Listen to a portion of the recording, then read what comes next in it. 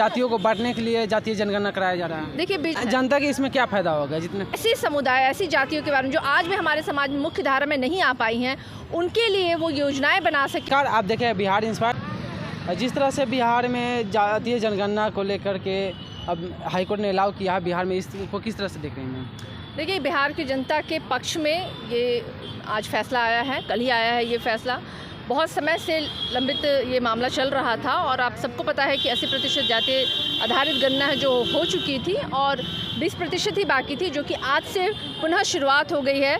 जाति आधारित गणना के बाद सरकार के पास एक एक्यूरेट डाटा हो गया, जिसके बाद की सरकार जो है ऐसी समुदाय, ऐसी जातियों के बारे में जो आज भी हमारे समाज में मुख्य धारा में नहीं आ पाई हैं, उनके लिए वो योजनाएं बना सकेंगे और सरकारी योजनाएं जो है वो उन तक पहुंच पाएंगी और उन्हें आगे आने का मौका मिलेगा। तो निश्चित रूप से ये बिहार की जनता के पक्ष में लिया गया जनता के इसमें क्या फ़ायदा होगा? जितने भाई, जो लोग आज भी आज़ादी के 75 साल के बाद भी आज ऐसी कई जातियां हैं, आप दूर से दूर इलाके में जाके देख लीजिए, कई ऐसी जातियां, कई ऐसे समुदाय हैं जिनके कि बच्चों के शरीर पे कपड़े नहीं हैं, जिनके घरों में नौकरी नहीं है, जिनके घरों तक सरकारी लाभ नहीं पहुंच पा रहा है। तो ऐसे लोगों को चिन्हित करके समाज में मुख्य धारा में जब आएंगे तो निश्चित रूप से फ़ायदा है। ये बहुत बड़ा फ़ायदा है कि ऐसे लोगों को आगे आने का मौका मिलेगा जो लोग आज भी समाज के पिछले पैदान पर खड़े हैं। तो अपने आप में ये बहुत बड़ा फ़ायदा है। बीजेपी के जो नेता राजीव प्रताप रूडी बोलते हैं कि जातियों को बांटने के लिए जातीय जनगणना कराया जा रहा है। देखिए, बीजेपी जो है ना, हिंदू के नाम पे तमाम जातियों को हाँकने का काम कर रही थी और वो जान रहे हैं कि अब जाति आधारित गणना के बाद वो उन लोगों को बेवकूफ़ नहीं बना पाएंगे। अब इनकी राजनीति रोटी जो है वो हिंदू के नाम पे वो सेक नहीं पाएंगे, तो उन्हें दिक्कत हो सकती है। अब बीजेपी वाले से पूछिए ना, जब इतनी उनको दिक्कत थी तो वो जाति आधारित गणना के समर्थन में वो हमारे साथ गए क्यों थे प्रधानमंत्री जी से मिलने के लिए, और दोनों सदनों से पारित भी हुआ था, इसमें सहमति उनकी भी थी और आज तो वो कह भी रहे हैं कि हम भी चाहते हैं कि जाति आधारित गणना हो। लेकिन मेरा सवाल है भारतीय जनता पार्टी वालों से, ये वाकई में चाहते हैं कि जाति आधारित गणना हो, पिछड़ों का, दलितों का, गरीबों का अगर उनको समाज में हक मिले तो ये जो जाति आधारित गणना है ये राष्ट्र लेवल पे होनी चाहिए, देश लेवल पे होनी चाहिए। तो उनकी सरकार है केंद्र में, वो उसकी पहल करे ना। जो विजय कुमार सिन्हा है, नेता प्रतिपक्ष, वो बोल रहे हैं कि इससे शिक्षा से क्या संबंध रखा जाएगा और लॉ एंड ऑर्डर जो है इसमें क्या भूमिका निभाएगी जातीय जनगणना से। बीजेपी के लोगों को ना सिर्फ एक चीज़ समझ में आती है कि 2024 में पुनः मोदी जी को कैसे प्रधानमंत्री बनाया जाए। इसके अलावा उन्हें ना रोजगार से मतलब है, ना शिक्षा से मतलब है, ना स्वास्थ्य से मतलब है, ना महिलाओं की अस्मिता से मतलब है। हम देख रहे हैं कि किस तरीके से बीजेपी शासित राज्यों में जिस तरीके से महिलाओं की स्थिति बदतर हो रही है। मणिपुर की घटना तो देखिए सामने पड़ा हुआ है। तो बीजेपी क्या करती है, क्या सोचती है, क्या करना चाहती है, अभी तो वो खुद ही अपने कॉन्सेप्ट वो क्लियर नहीं किए।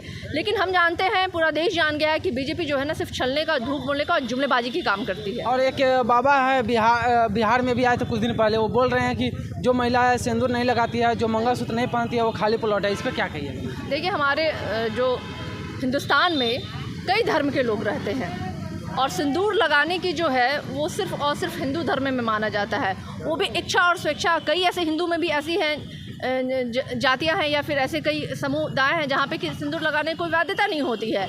तो इस तरह से पाखंडी बाबों के द्वारा महिलाओं के प्रति ये भाव ये प्रदर्शित करता है कि कितने कुंठित मानसिकता के लोग, कितने कुकृत विचारधारा के लोग हैं ये लोग।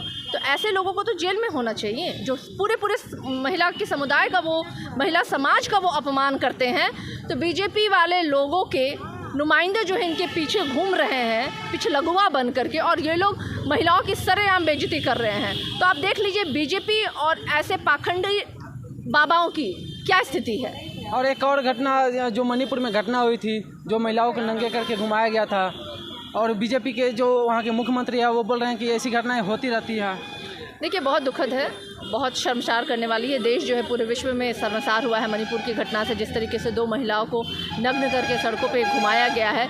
इसके लिए भारतीय जनता पार्टी जो डबल इंजन की सरकार है, जो बीजेपी जो वहाँ पे मणिपुर में उनकी सरकार है, केंद्र में भी उनकी सरकार है, बावजूद उन्होंने कोई एक्शन नहीं लिया।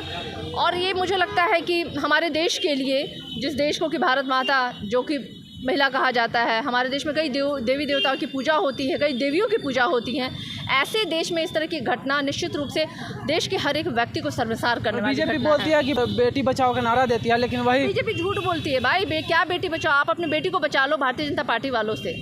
आप अपनी बेटी को बचा लो। देख लो हाथरस में क्या हुआ, जहाँ बीजेपी की सरकार है, मणिपुर में क्या हुआ जहाँ बीजेपी की सरकार है। तो बीजेपी कहना चाहती है कि भाई अपनी अपनी बेटी और बहनों को बचा लो, हमारे राक्षस, हमारे दरिंदे जो सड़कों पे घूम रहे हैं, इनकी इज्जत और अस्मिता को कभी भी लूट लिया जाएगा। और जो बिहार में हुआ तो उस पर क्या कहिएगा, जबकि आपकी सत्ता है यहाँ पे? देखिए, कहीं भी इस तरह से महिला के खिलाफ अगर गतिविधि हो रही है, इस तरह की घटनाएं हो रही है, तो हम उसका कठोर निंदा करते हैं। बिहार में जो घटनाएं हुई हैं वो अविलंब उनकी गिरफ्तारी हुई है और उन पे कार्रवाई हो रही है।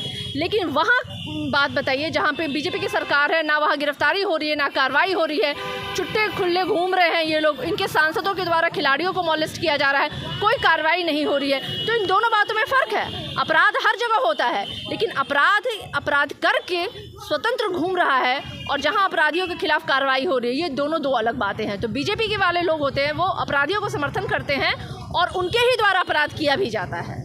Thank you ma'am. तो आप देख रहे थे Bihar inspire and Bihari expose. आपकी इस पर क्या प्रतिक्रिया है, आप अपना राय कमेंट में ज़रूर दीजिएगा। जय हिंद, जय बिहार।